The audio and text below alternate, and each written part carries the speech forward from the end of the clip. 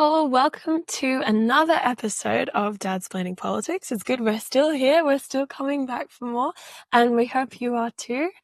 Today we're going to talk about, a lot has happened in the world recently. Everyone is still reeling from the big change that happened in the US. So we're going to talk a bit about Ukraine starting. So the whole missiles that have been approved by the US, what do you have to think about that? Well, first of all, both Freddie and I have a little bit of a cold today, so I apologise for our voicey. Yeah, I think Freddie gave it to me, so I don't know whether we're going that's to the start case, whether pointing she agrees fingers with that. there, but But yes, it's very interesting, the Ukraine. So Biden, in his last few months, has said Ukraine should use all the funding that they've been given and that they now have permission, supposedly, to fire long-range missiles into Russia, which could have some impact on the war, given it would allow them to hit air bases and bases where they have drones take off, etc., in Russia. Interestingly, a spokesperson for President-elect Trump has criticized the move as potentially, risking World War III, etc., and just as Russia has said the same thing. So what do you think of that, Freddie? Well, I'm not sure if I'm so interested by that fact. It's predictable, of course. I think that that Biden has realized the reality of the situation, knows he only has a few months left to make a difference, is like, fuck, excuse my language, that he did not do more before, and now he's about to lose his power, terrified about what Trump could possibly do to worsen the situation, so he's throwing everything he can at the situation. And he was trying to withhold before to not escalate it, but I think he understands they need to show their force. Like we talked about in the prior episode, the US needs to show that they're not backing down and that they are the bigger power, and Russia needs to understand this. I also think that in the wake of the US allowing long-range missiles, other NATO members like France and the UK will do similar things. Like they'll also offer long-range missiles to Ukraine. So it's really a NATO stronghold against Russia, and we'll see how that goes. And obviously Russia is getting very scared considering they've been making all these claims it's going to start World War III. But they've always made those claims. I think the play here is there'll come a point, and even Zelensky said the other day, actually Trump could hasten the end of the war. But there'll come a point they will draw a line where they are.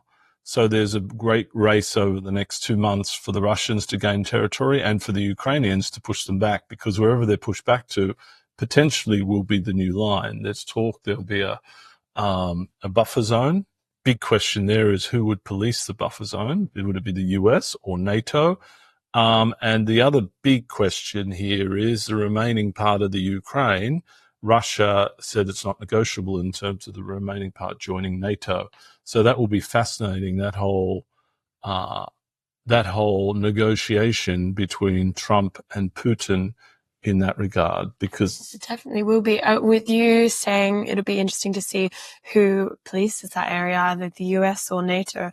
The way that it's going, with Trump being expected to lead the negotiations and being expected to herald this new agreement and state of peace between these two countries, I think that it would end up being the US. Maybe there could be some compromise that they come to where the US polices that area, and then that some of Ukraine does get to join NATO, whatever is left. Do you think that's a possibility, or is that a bit far-fetched? I don't think Trump will want to do that. He might well say to the UK and France and Germany, you police it and you pay for it. Yeah, because he wants to take them out of all foreign wars and not have any responsibility in other areas. Yeah, which they could potentially do, but they may need to spend even more on defense than they've been doing before. So that's going to be fascinating. And pity help the people in Ukraine in the meantime, because Russia will be throwing everything at it to try and increase their territory. Just thank God for Zelensky. I was thinking this the other day, how strong he is, and what a miracle it is that he's still going as the powerful leader that he was when this all started. I think it's been the 1,000th day of the war against Russia, and So it's just quite remarkable that they haven't sent some Russian sniper out to get him, and that he's still. I know they've done a great job going protecting him, and it's great to see what an actor can turn into. Originally, he was an actor, comedian right? A as well. comedic actor, and he's been an incredible leader and incredible at galvanizing the world attention on Ukraine and getting support. Because prior to everything that's happened in Ukraine, I think we all thought of Ukraine as somewhat relating to Russia, as in that Eastern European world. But Zelensky has provided this force, so we respect Ukraine for what it really is, like this whole independent state. I didn't. I've been to Ukraine many years ago when I was working for Microsoft and had an altercation with the Ukrainian mafia. So that's for another story. Yeah, that's for another time. He's lived many lives. That's fun. But yeah, we're also talking about how obviously Trump's appointment of ministers will have great effect on the war and, of course, on energy and the American energy policy. What do you have to say about that? Well, clearly some of Trump's appointments are pretty astounding, including Kennedy and the energy leader, who's obviously a fossil fuel enthusiastic person. So it's going to be super interesting. They will obviously withdraw from Paris and drill, baby, drill, which is what they're going to do. And so, yeah, it'll be fascinating to watch. And but, Trump controls all levers of power in the US, so I'm sure he will get his way in terms of these appointments. Yeah, I mean, definitely. And his whole drill, baby, drill campaign slogan is quite, I mean, you don't forget it. You don't forget it. It really stays with you. So and his promise is that will allow the US that has more oil reserves than anyone, that will bring down inflation because they will reduce energy prices dramatically. Yeah, that's the sort of supposed economic benefit of that. And I mean, Chris Wright, who's the energy minister appointee, he has said, all he wants is to make people's lives easier by getting them better energy access. But then he's also a climate change skeptic and has outright denied its existence and happenstance. So that's interesting. It is going to be really interesting whether Elon's head will explode at some point, because I mean, if you think about what he's done in terms of Tesla and SpaceX, he's been at the forefront of the renewable economy, and even SpaceX was driven by his concept that the planet's in danger and we better have a permanent settlement on Mars sooner rather than later. So it would just be interesting, this conflict of the two polar areas coming together. I was also thinking about Elon the other day in terms of it'll be really interesting how he gets used to working in a government in a space where he doesn't have ultimate power. I mean, he's always been a private business owner who, when he says something, it happens. It gets done. I mean, he has enough money that anything he wants, he can make it happen. Now he's going to be in a position where, there's a lot less checks and balances than there were in the past, but there are still many.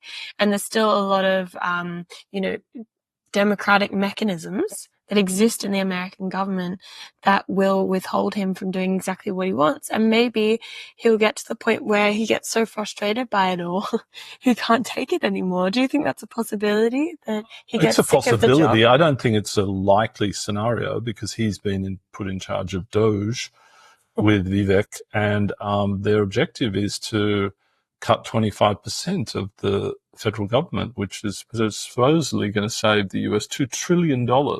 So if he does that, there'll be far less checks and balances, right?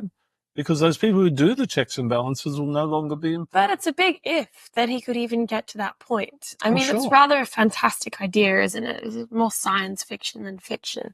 He's been watching a few too much stuff. Well, no, I mean, he did a similar thing with Twitter, and people could disagree. Twitter is not the same as the American government. No, that's true.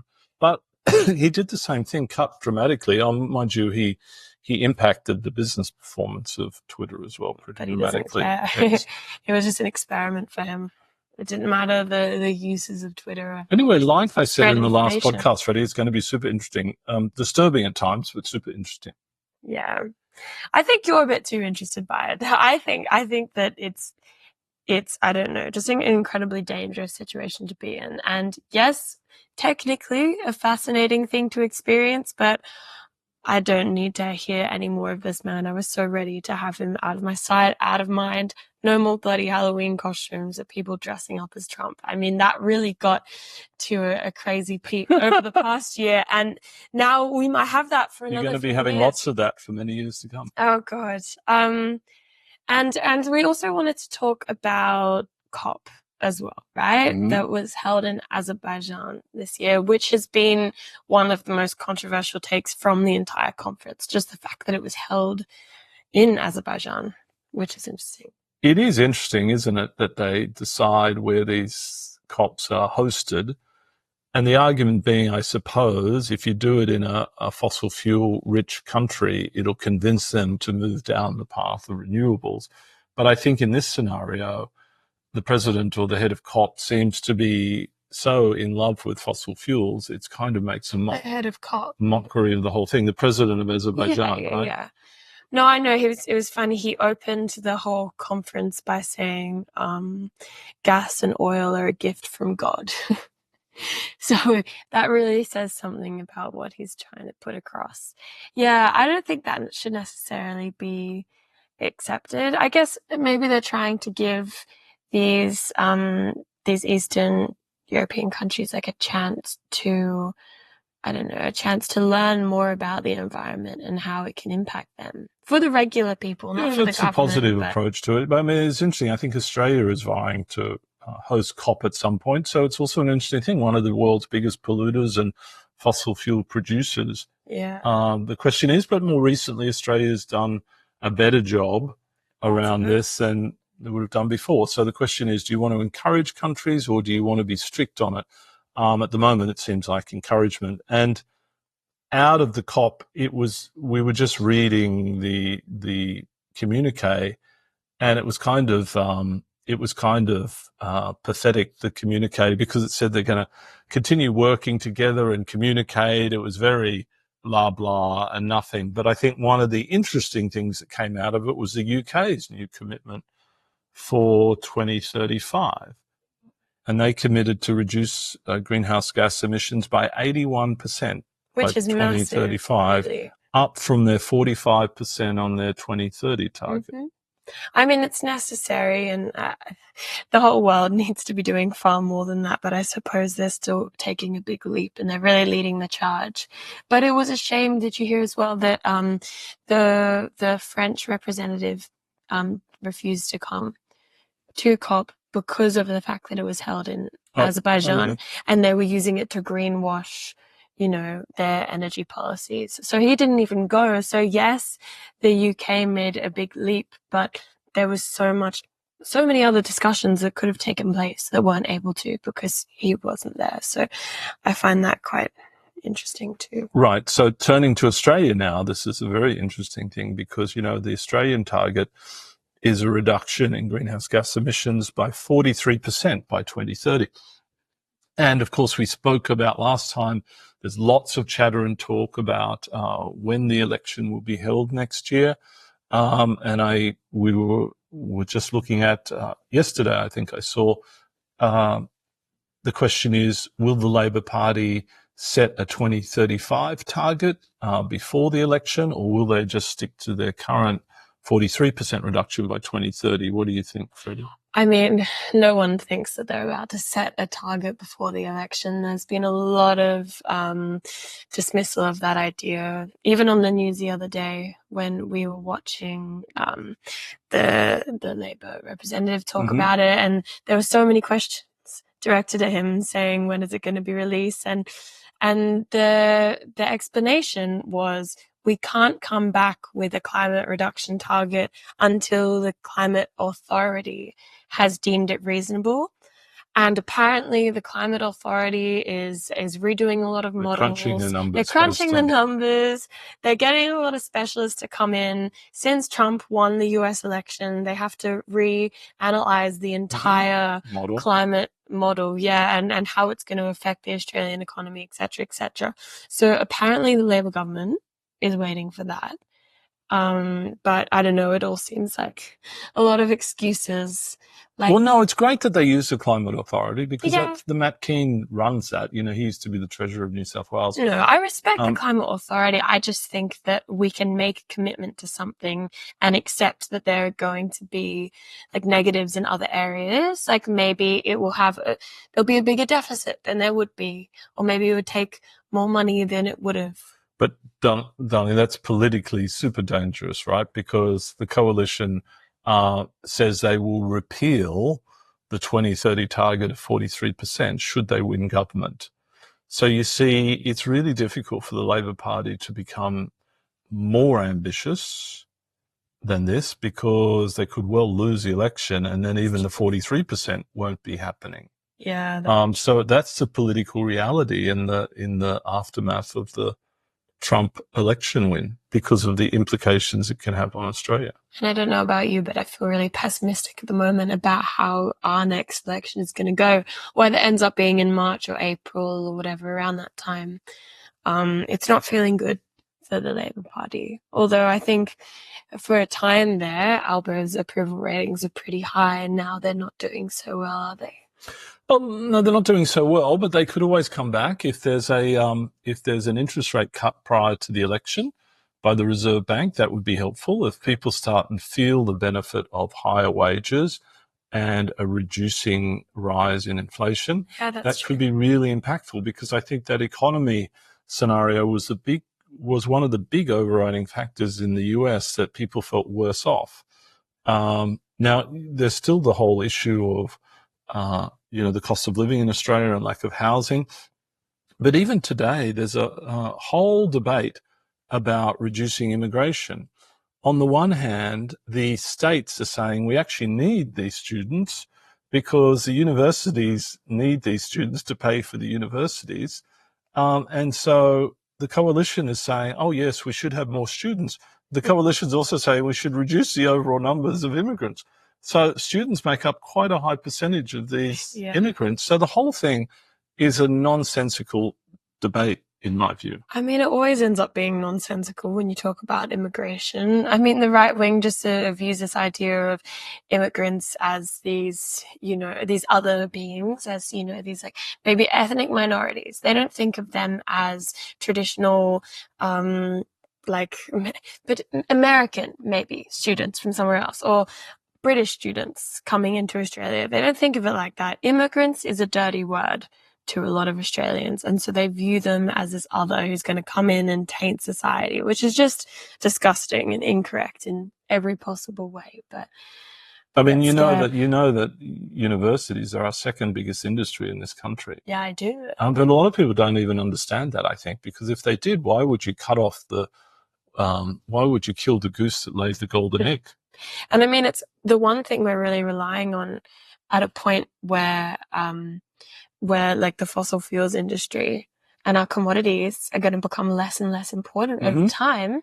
Services is really our biggest industry at that point, is it not? So it's very and strange. Hopefully renewable superpower, right? Yeah, we still but not at the moment. That's a future. Remember they're building that huge solar farm in the Northern Territory, then they're building the cable to Singapore. That'll be providing all the power for Singapore the next few years. That is an incredible opportunity for us. If you think about Indonesia and Singapore, if we could be providing their power cleanly, imagine the impact on the world. That's true. And I suppose on a more positive note as well, when you listen to Biden talk about the clean energy revolution and how no matter what Trump does, you can't completely go back to what it was before because businesses have taken it in their stride. Yes. Investors have as well. And that's the same case for Australia, like exactly with this solar farm. You can't just get rid of all that. People want to make money. The ball's rolling. And they know that they're going to make money through renewables. So it's not going to be completely taken away anytime soon. But yeah, no, very interesting. That's about all we have for today. It's been lovely chatting with you all. As always, if you have any questions or comments, things you want us to talk about, please reach out and let us know. Anything you want to say? And great chatting with you, Freddie. And we are going to expand this podcast onto providing an RSS feed. Thank you, Michael Stoddard, for that suggestion, and also to Apple Podcasts as well. And you'll see a few changes next week in what we're doing. Thank you so much. Have a great day.